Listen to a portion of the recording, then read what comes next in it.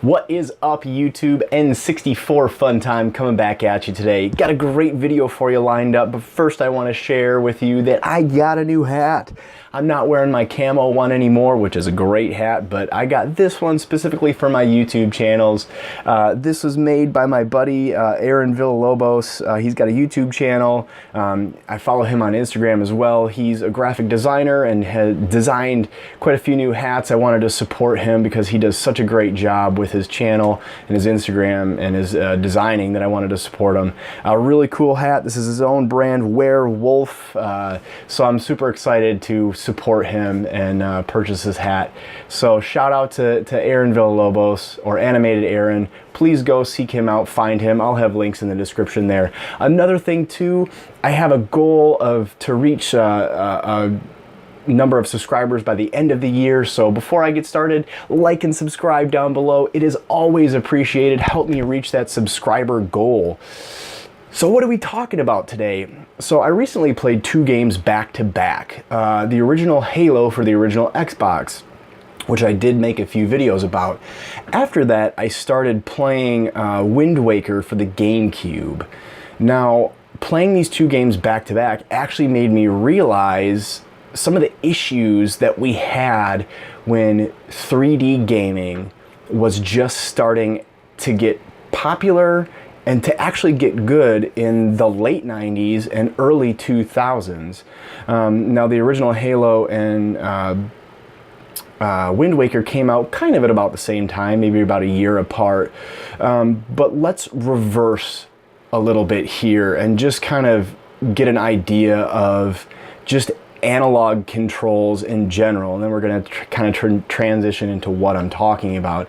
So in 1996 is when the N64 was released, and it came standard with an analog stick. And by analog stick, I just mean a stick that does this, similar to a joystick at you know, an arcade.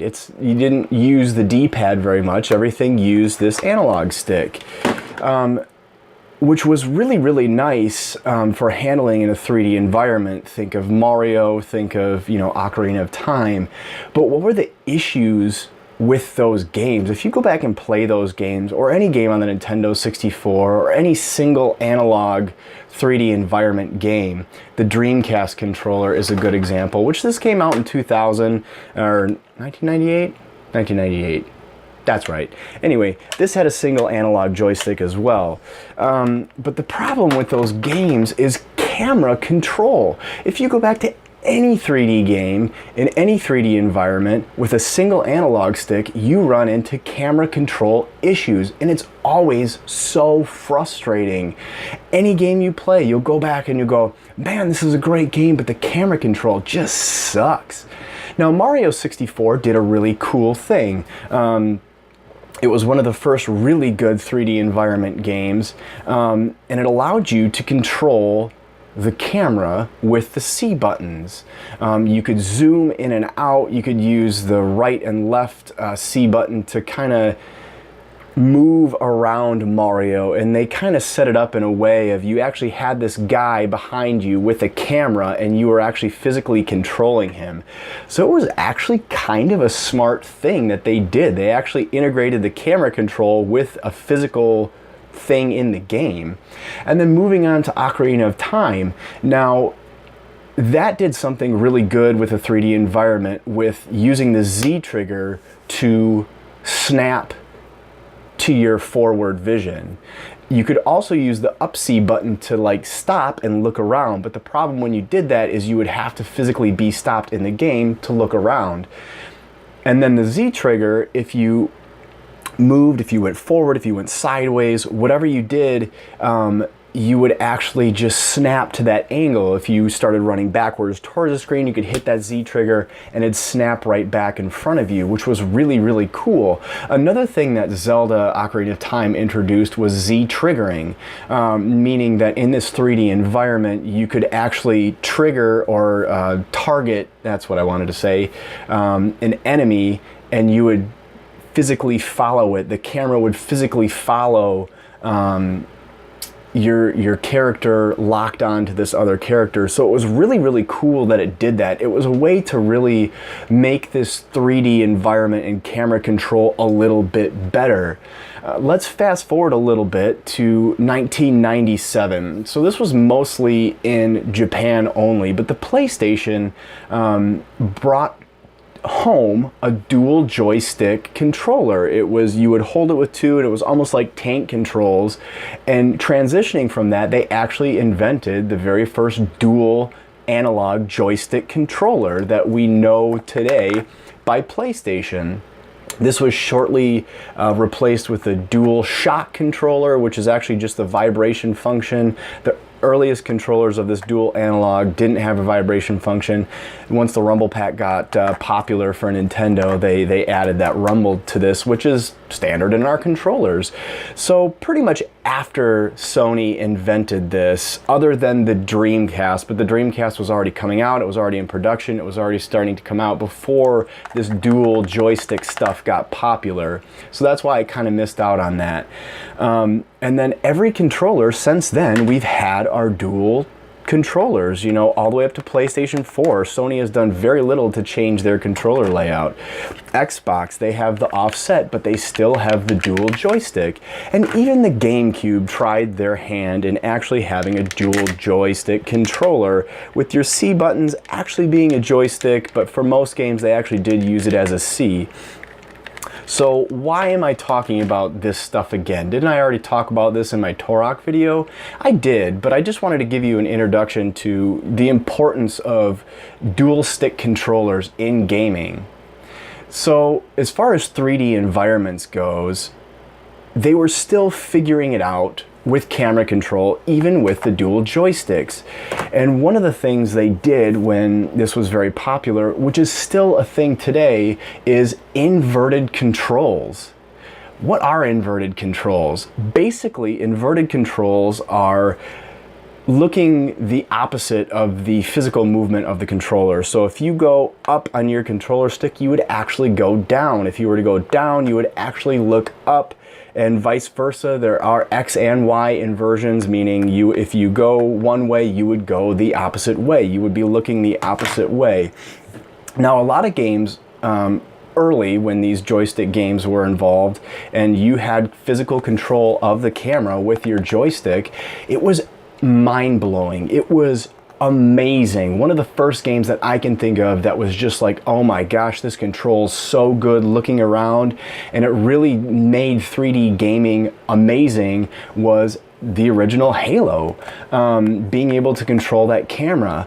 But if you think about it, when you go back and you play the original Halo, you actually have a little mini tutorial that's built into the game to see if you prefer inverted controllers or normal controls.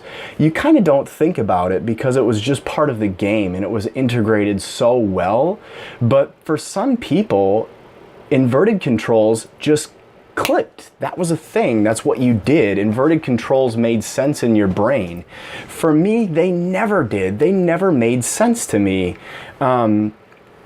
And it's good that they had that tutorial. You could select what you wanted to pick from, whatever worked well for you.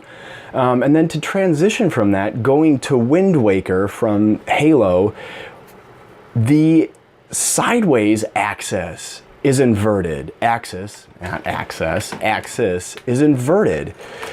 And I'm going to show you a clip here starting Wind Waker. And it's kind of important because I feel like it really displays what we had to deal with in the early 2000s, transitioning over to a dual stick 3D environment.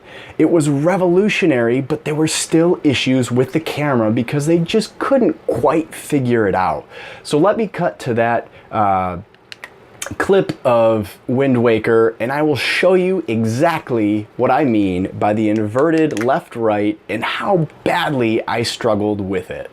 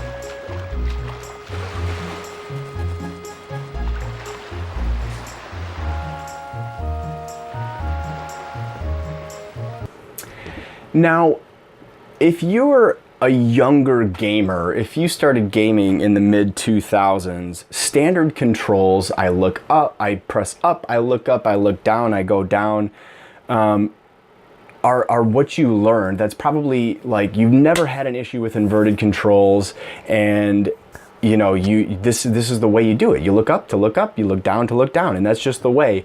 But kind of understanding why we have inverted controls, I think, is actually important. If you think to like a joystick in a cockpit of a fighter jet, they actually have inverted controls, and I think that was the original mindset behind having these games with inverted controls. It originally kind of started out on flight simulators for computers, where you would have more realistic pitch and yaw if your controls were inverted, similar to an airplane, similar to a jet. So the joystick games, and I think that's kind of how they, you know, their mindset behind these dual joystick games and the inverted controls. For some people, maybe for somebody who flies, or maybe somebody who does something like that, that's just the way your mind thinks. And I really think that was their mindset, and they kind of continued with that.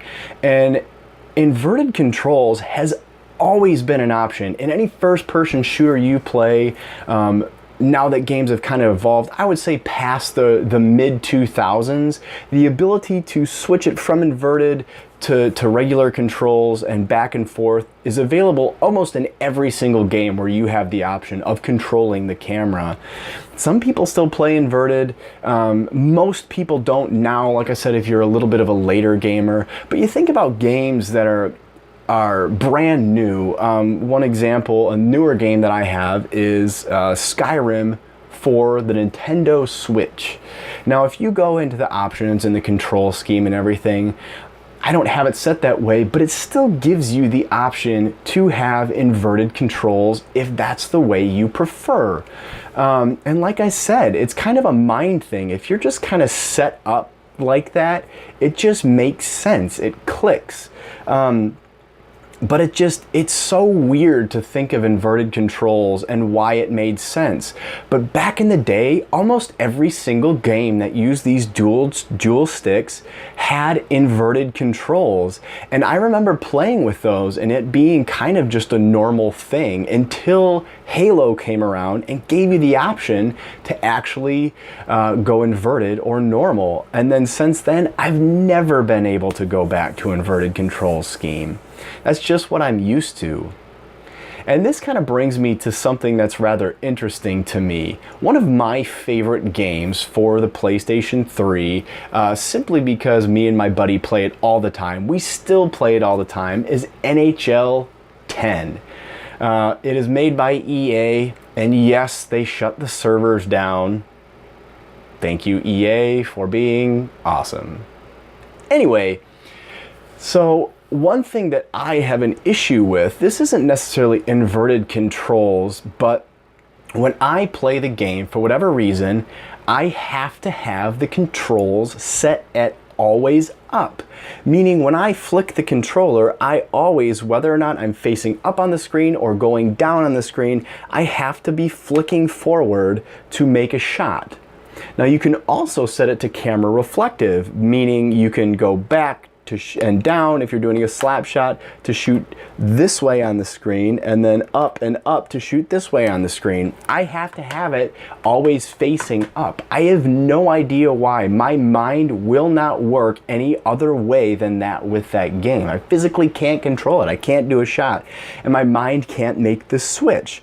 So it's not necessarily inverted controls, but it's still an interesting control scheme that's still in our hockey games or soccer games or whatever, where you have that camera reflective or always up control scheme. Kind of a weird thing, but for whatever reason, my mind just works that way. And that goes back to the inverted control scheme. If that's what you're used to, or if that's what your mind does, it just makes sense. And there's actually a really good graphic that I found on the internet that just kind of helps further explain maybe why inverted controls were a thing, why they thought that that was a good thing, and that it just made sense to them.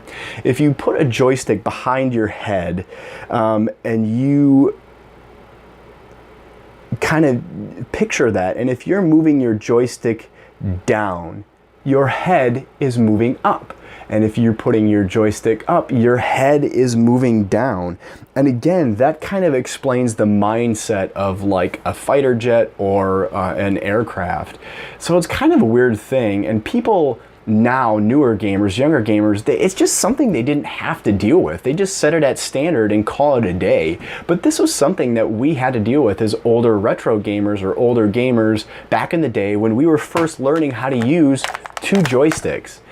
Kind of a weird thing, but also kind of fun, just gaming history. So I don't know, there you go. I hope you enjoyed this video.